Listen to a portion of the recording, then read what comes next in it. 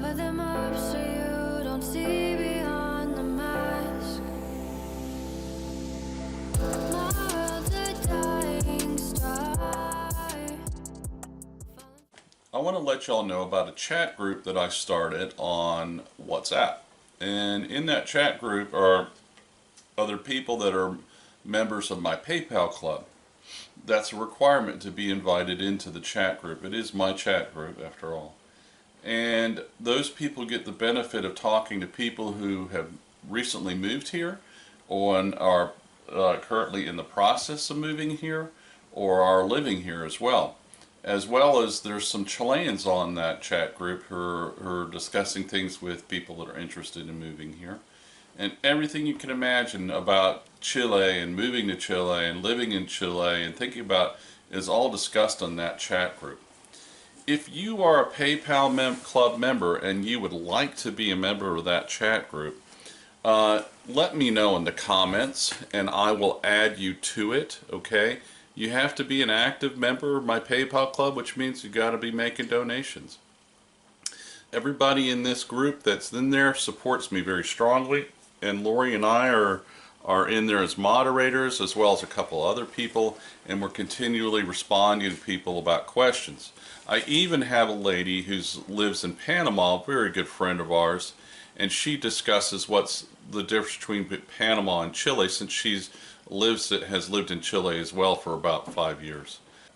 If you're interested in that WhatsApp group, you have to have WhatsApp. I'm sorry, it's Big Brother, but there's no reasonable expectation that they aren't going to know what you're doing all the time anyways.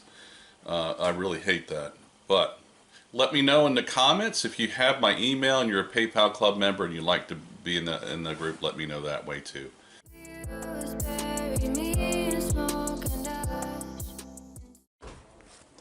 Well, here I am in our container, which is in the back of our house.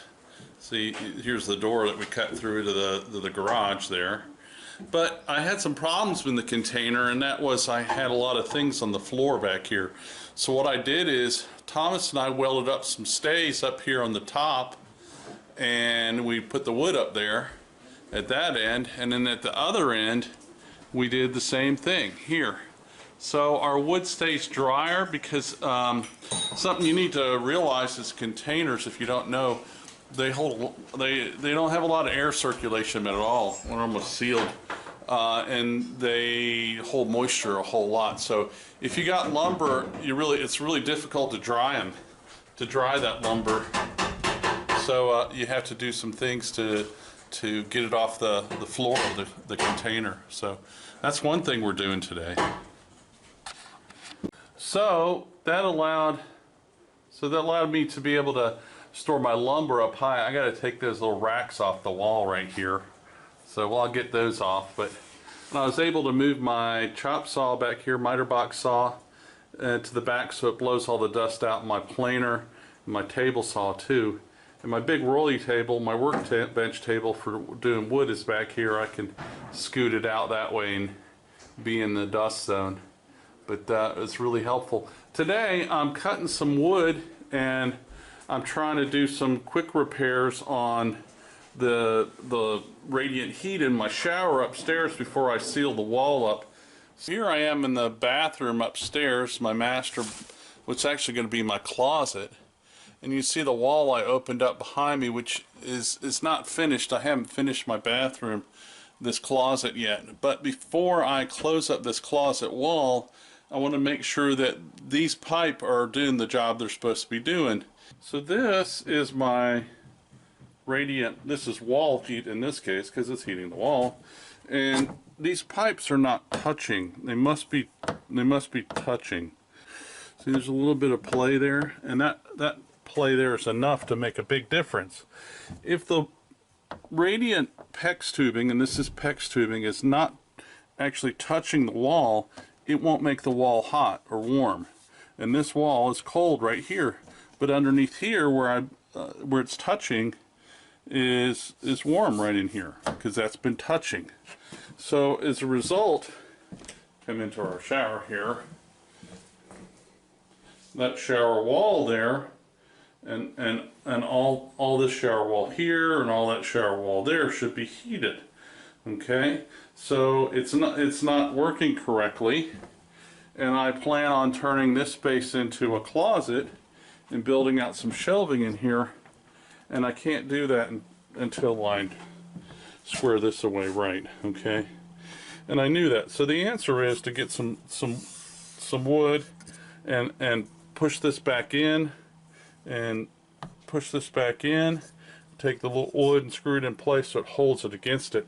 But before that, I watched a guy, Boss of the Swamp, JC, up in, I think, upstate New York, and he uses bubble foil wrap, and I really like it too. And what I'm going to do is I'm going to take that's the leftover remnant here, should be enough to make this reflect the heat that way, is really what I want to do.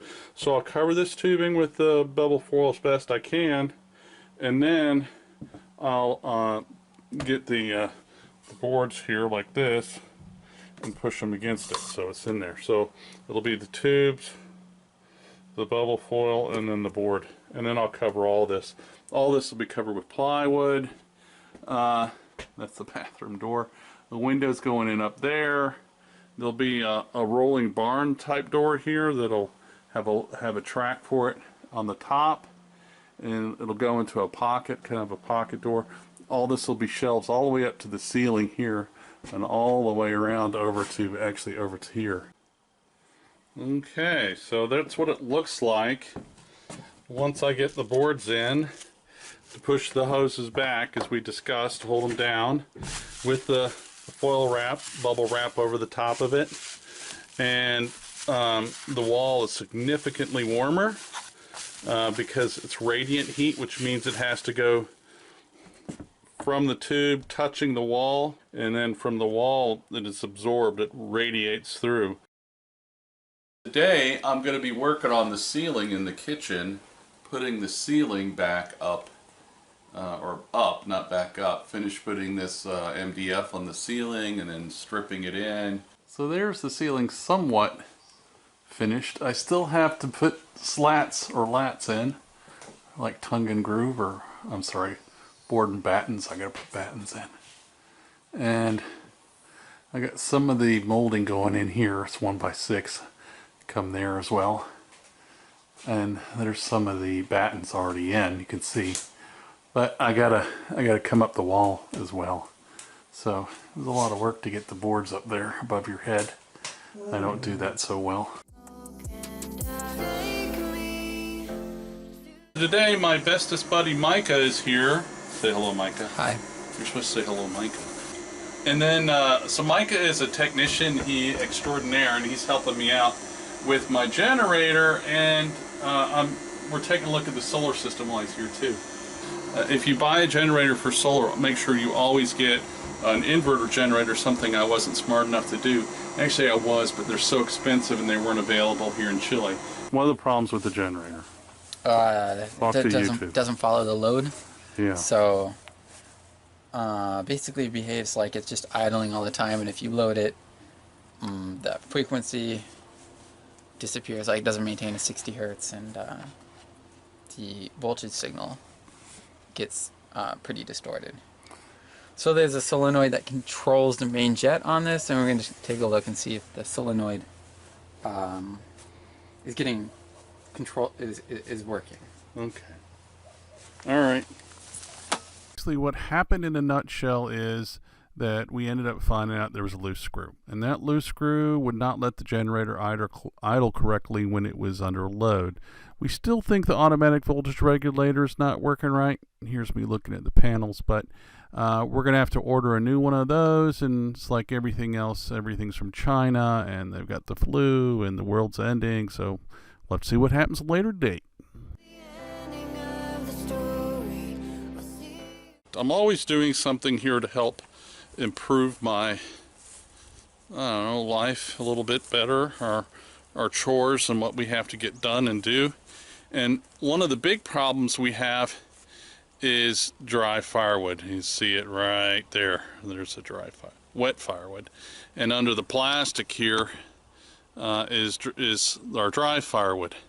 And I'm right up here close to the side of the house, And I usually have the wood right there where Sophie's standing, so I can easily put it inside. Since we heat our house, we cook with firewood, and we heat all our water with firewood too, which is really efficient way for us to do it, because firewood here is so cheap. To give you an idea, I bought firewood for 15,000 pesos a cubic meter, and I've seen it as much. Well, I had a guy offer to me yesterday for 28,000 a square metro, so it's over double, depending on who is coming up with whatever price they got.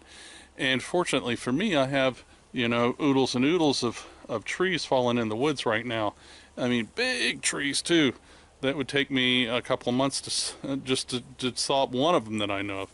But more important than just firewood is dry firewood. This is the remainder of a big tree that we had fallen in and split up into wood. Some of it was cut into fence posts, like those 4x4s you see there. I had 131 of those made, and the remaining scraps was, you know, too thin for logs or fence posts. I used as firewood, and that's all my other supply of firewood as well.